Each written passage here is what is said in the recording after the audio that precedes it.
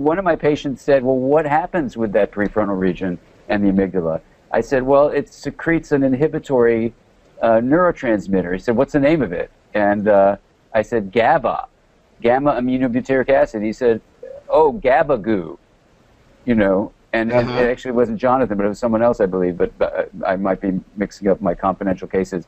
But anyway, the word GABA goo was used to talk about a soothing salve that his prefrontal region would secrete on his amygdala. Now, it turns out that that's exactly right. That's what Hillary Bloomberg found was deficient in people with dysregulation.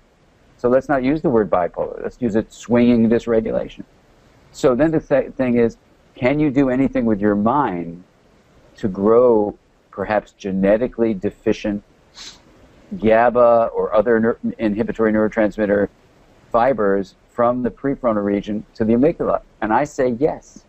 That's what mindfulness is all about. That was my guess. I was just starting to write The Mindful Brain. So this is interesting. So what you're, rather than addressing the inner child or the inner this or that, in a sense, you're addressing the inner scientist.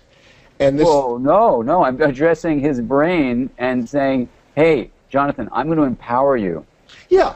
To use your mind to change your life, because right now your brain is in charge, not your mind.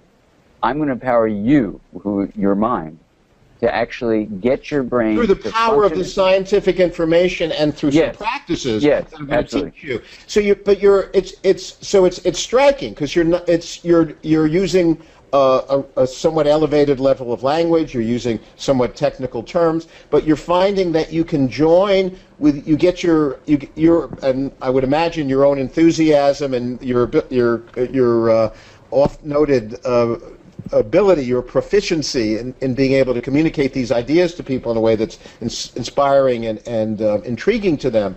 You're getting them to buy into this and to focus in on their a way of thinking about themselves that they probably have never thought about themselves before.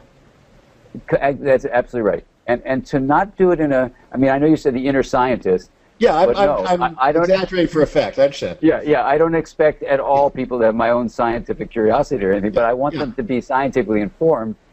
So here's the idea. It's a fundamental idea that for me, when I teach my students who are therapists, I basically teach them this. I say, you know, our job as psychotherapists is to know what the mind is. Since the mind is embodied and relational, you need to know about the brain and the whole body, and you need to know about relationships. They're equally important. So I'm using the fun that I have with Jonathan, the humor, the goofy things we say to each other, because we're developing a human relationship. It's all emotional.